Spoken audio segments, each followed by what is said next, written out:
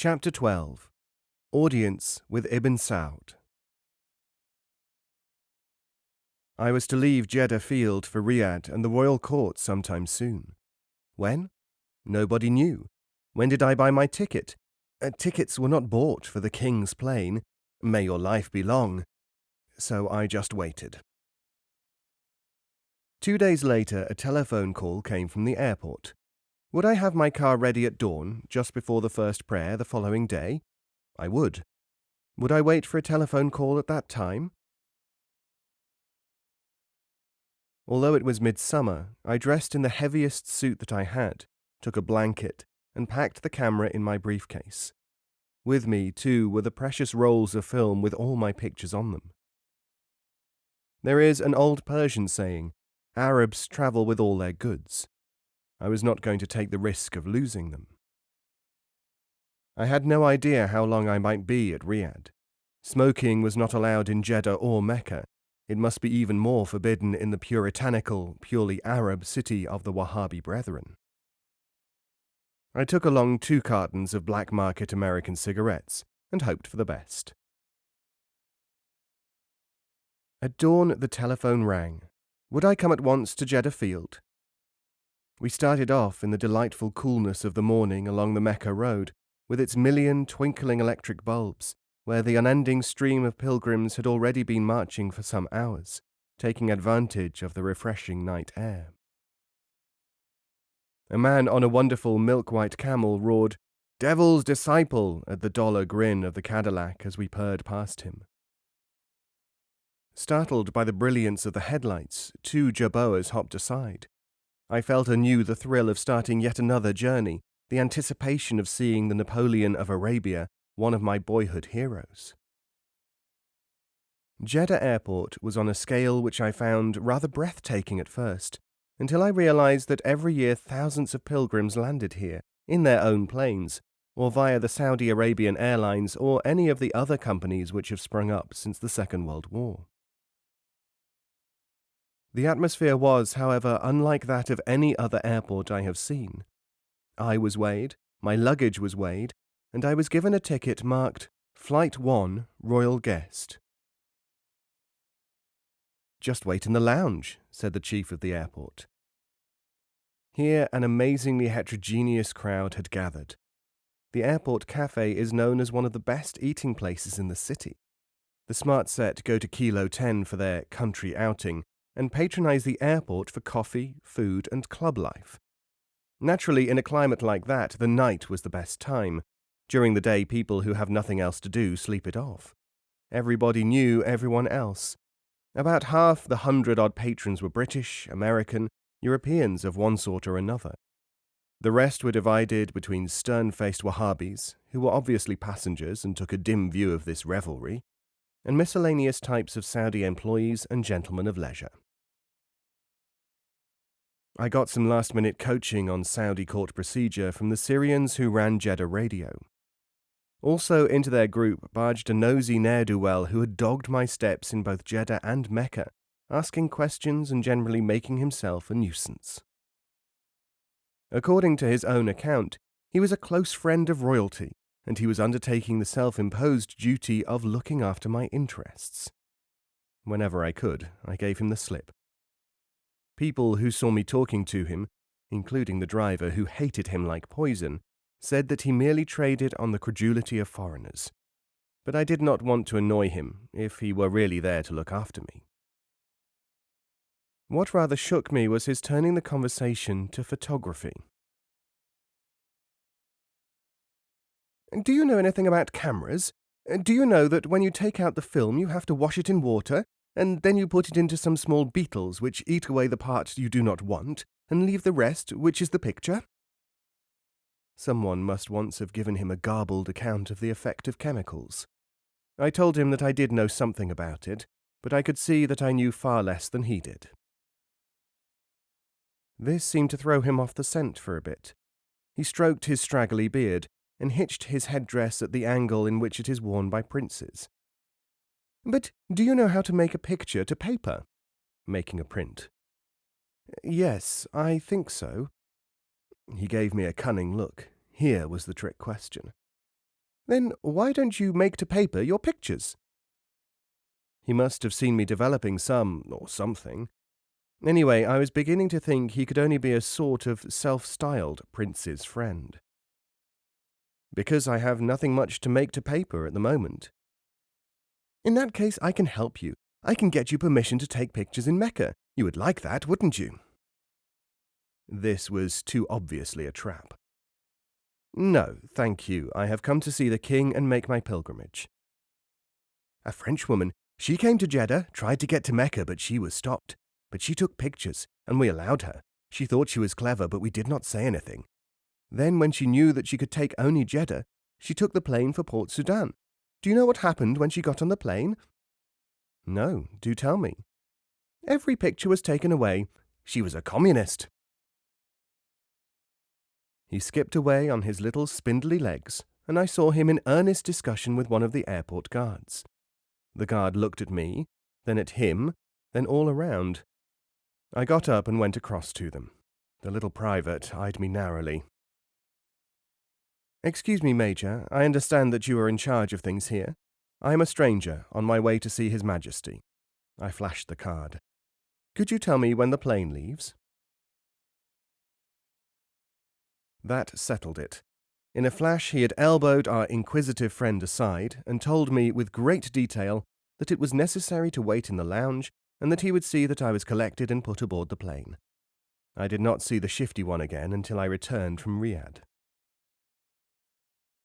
Soon I was collected and bundled aboard the twin-engined aircraft with the Saudi flag on its wings. Engines roared, the ground slipped away. We seemed to hover for minutes above the brown and white panorama of Jeddah. The usual warning signal flashed, ironically as I thought, in this land of non-smokers. Fasten seatbelts, no smoking. Nobody fastened anything. They could not read English in any case. Women are veiled in Saudi Arabia. In this aircraft, several ladies of Riyadh, muffled from head to foot in their black cloaks, were segregated in the front half. Beside me was a tribal chieftain, his jewelled sword held like a walking stick between his knees. As we gathered height and headed northwards beyond the ribbon of the Medina road, he intoned the first chapter of the Quran, which is sometimes likened to the Lord's Prayer, which it resembles, under his breath. In 3.5 hours we would be in Riyadh, the Sheikh told me. See that rocky, twisting, Satan-devised camel track below? We were flying northeastwards now, and just parting company with the Mecca-Riyadh road. That, my brother, is the way I have travelled many a time from north to south, yes, and south northwards. Even to Palestine by that road. It took 15 to 30 days by camel, and 5 days by motor car, if the car arrived safely at all. Now all we do is to travel by aeroplane, free as the winds. As we hummed on over the seemingly trackless Nejdi desert, the copper-stained hills gave way to limitless seas of sand. Grotesque, wind-eroded pinnacles of rock appeared from time to time, like the clawing fingers of the very spirit of the desert, aching to snatch us down to their level again. Then my companion pointed to green spots appearing here and there among the parched hills. Although it was now chilly in the plain, and ice was forming on the wingtips, we could tell the sort of burning heat that beat upon the thirsty land below. These green patches are Bedouin colonies, founded by the order of King Ibn Saud some 20 years ago, and now showing results. My companion was the chief of one of the settlements, and was proud of what his tribe had done in the service of the king. Abdul Aziz, whom I call by his own personal name in token of my love for him, has done more than this for us. I said I supposed he meant in terms of money. Money too, but that is only a part of it. He has given us that which money cannot buy. He has settled on the land our roving tribes, which has brought peace. There is no more bloodshed over grazing rights and water. During the last war, do you know what the king did? He found that there was a shortage of food among the Bedouins, both settled and nomad. He brought a fleet of aeroplanes, and flew in all the rice and flour and meat he could find. And when that was finished, what did he do? He imported rice and flour from far afield, from America and India. He sent men to the fighting powers and told them that Saudi Arabia, the holy land of Islam, must have food in order to live. We would have that food first, and then we would decide upon which side we would fight, if at all, and how much oil we would give to the infidel for his internal quarrels. More tortured fingers of rock, a bumpy, spine-chilling landing, and we were in Riyadh. As soon as I got out of the craft, a red-bearded, efficient-looking military officer in tunic and Arab headdress stepped forward. He was in charge of the reception of guests, and he would be my sponsor when I was taken to the king. First came the drive through Riyadh to the Afghan palace, where I was quartered. Riyadh was nothing like Mecca. The architecture of the houses had something more fort-like about it. Everywhere massive walls, iron-studded doors, watchtowers. Through the streets strode dusty Wahhabi brethren, members of the puritanical school founded by the Saudi king's own family and renowned as the mightiest warriors of Arabia. The Afghan palace, I was told by the guide, was built for the visiting king of Afghanistan and his suite in 3 weeks. As a sign of affection, the king had ordered it to be erected alongside his own palace. Fabulous tales are told of that pilgrimage of King Mohammed Zahir Shah, how feasting went on for days and nights, how he and the Arab monarch, both crack shots, competed at marksmanship and drew even every time, how the pious Zahir Shah amazed the Wahhabi theologians by revealing that he knew the Quran by heart. His visit made such an impression on Saudi Arabia that I heard the saying more than once, used in connection with an admiring remark. He is an Afghan of a man. When Zahir Shah gave valuable gifts to King Ibn Saud, the latter, not to be outdone, presented him with a flight of new aeroplanes. This, then, was the Afghan palace. It was a 2-story concrete building with immensely thick walls. The interior was furnished in Louis XIV style, while the bedrooms were so luxurious that there is nothing better in London. The actual building follows the usual plan of North Arabian palaces. A hollow square with a courtyard and fountains is surrounded by the apartments of the guests on the first floor. The servants occupy the ground floor. A cool, roofed balcony runs the whole way round the interior walls. No windows looked out into the street. Those that there were barred and lavishly curtained. A private telephone to the next-door palace was in the majlis, the courtroom. I was shown to the lavishly designed bathroom, and then given a bowl of fruit and a large glass of pineapple juice from the largest refrigerator I have ever seen. I still had some difficulty in getting used to the habit of having refrigerators in every room, but in that climate it is a wonderful idea, if you can afford it. A shortwave radio was brought and installed for my listening. The vice chairman of the Arabian American Oil Company and his legal advisor dined with me. Dressed in Arab robes, they spoke extravagantly of the courtesy and helpfulness of the king and gave me an outline of the organization of their wells and refineries on the Gulf. As soon as I had rested, I was taken to see the king. We crossed the courtyard where Bedouin guards presented arms, entered a wide doorway of the next palace, and moved slowly up a flight of stairs towards the Hall of Audience. As I reached the top, I recognized the red-bearded sponsoring officer who was to present me to His Majesty. I was just going to ask him something as we negotiated the topmost step, when I realized that we were actually in the presence of the king. There, at the end of the long double row of thrones which makes up his majlis, or court, sat Abdul Aziz ibn Saud, in a magnificent palace, no doubt, certainly regal and authoritative-looking, but no guards?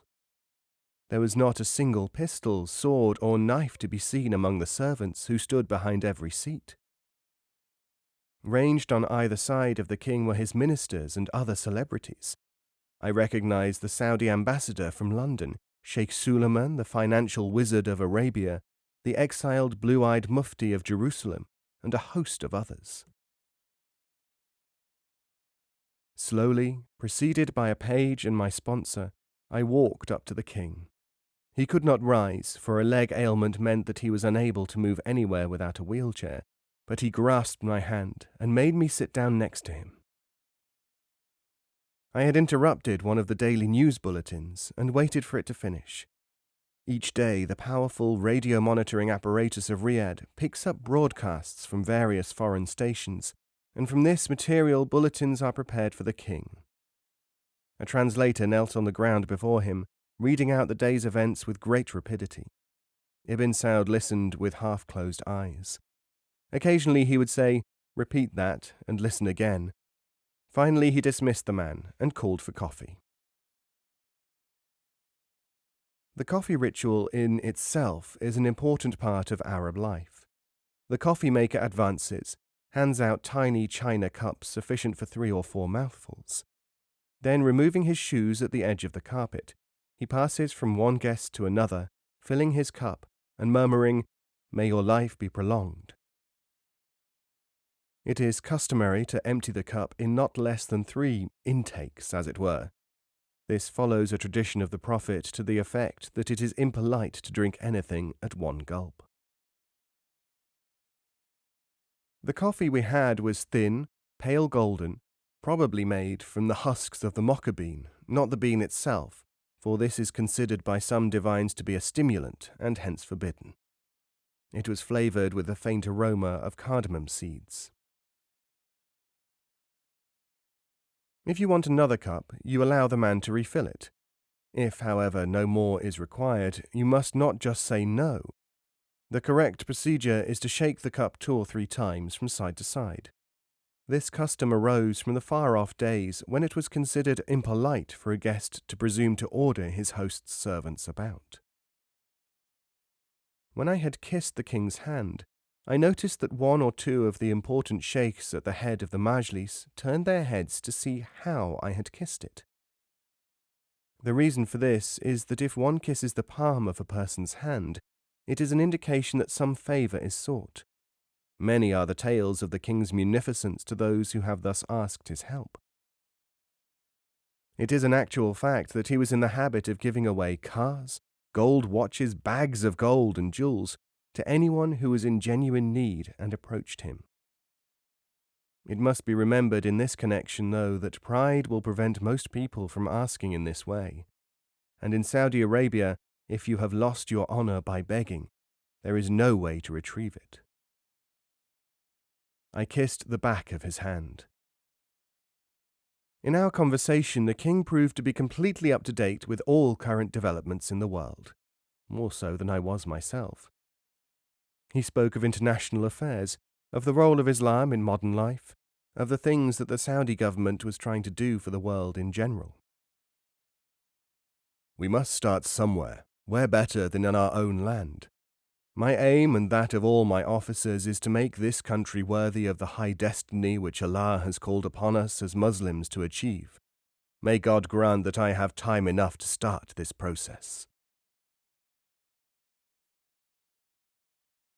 We spoke about a number of topics, during which I mentioned to the king that I was planning to write a book about Saudi Arabia and the rest of the Middle East that I had seen, and that I hoped that the idea had his approval.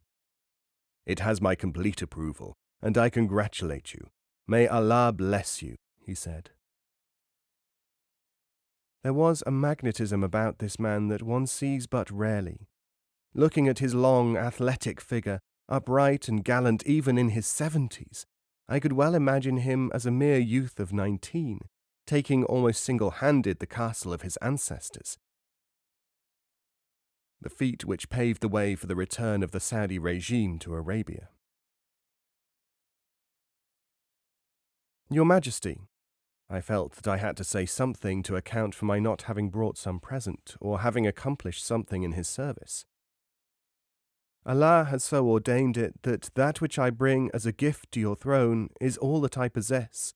I present myself and my services to you. The old king smiled, evidently pleased. My son, I accept you insofar as you are as dear to me as my own child, and I will give you yourself back to yourself, in order that you may be able to be of service to your own compatriots and co-religionists. If there is ever a time when you wish to make your home in Saudi Arabia, come and say so. It shall be done." He made a sign to a waiting minion, and I was invested with a robe of honor. To receive a robe from the hand of an Eastern king is a gesture implying that one is a member of the royal court. I had seen my grandfather do it on numerous occasions. I knew the etiquette. Taking his hand, I tried to kiss it again and started to kneel before him. He thrust my hand away. "Kneel only before God." I bowed, and after the third cup of coffee, which signifies that the audience is over, I withdrew. The drinking of those 3 cups, however, took some time, during which I could watch the Saudi kingdom at work from the top. It was remarkable how centralized was the administration. Before he signed any paper, King Abdulaziz would read it carefully or have it read out to him. Some of the matters he dealt with were pleas from the simplest people who, having a grievance, merely thought that they might write to the king about it. Every one was answered. His brain seemed as clear as crystal, and his judgment as cool as ice. When matters of intricate legal appeal were put to him, he gave judgment in a staccato voice, rich with delightful classical Arabic phrases. Almost as though it were a reflex action, his decisions would pour forth, to be taken down by scribes. Quotations from the Quran, case law from the massive manuals of the doctors of law, illustrations and parables from the life of Muhammad, all these, and a good deal of history besides, made up what were surely masterpieces of legal judgment. Nobody seemed at all surprised, but I could at times only look up and down the rows of grave, robed figures, astonishment probably written all over my face. I left Ibn Saud with the rare feeling of having met a truly great man. I know that he is acknowledged as such by a large number of people, probably more qualified to judge him than I, but unlike some of those, I had the priceless advantage of seeing him in action and knowing what it is to fall under the hypnotic spell of greatness. After that, I felt I would have little cause for satisfaction with lesser men. If I had become disillusioned with the relatively insignificant mortals who had seemed, until then, people of some caliber, I felt that it was worth it. Can it not be that the price for cynicism can be worth paying? I, for one, am sure that it is, if it is a price like that. This was by no means the first king whom I had met, but it was the first man who could be, and was, a leader of leaders. It was not long afterwards that I was sitting in a Turkish cafe and heard, almost with a sense of disbelief, the radio bulletin, "His Majesty Abdulaziz has died. As messages of condolence pour in from all over the world, his eldest son, Emir Saud, has been proclaimed King of Saudi Arabia."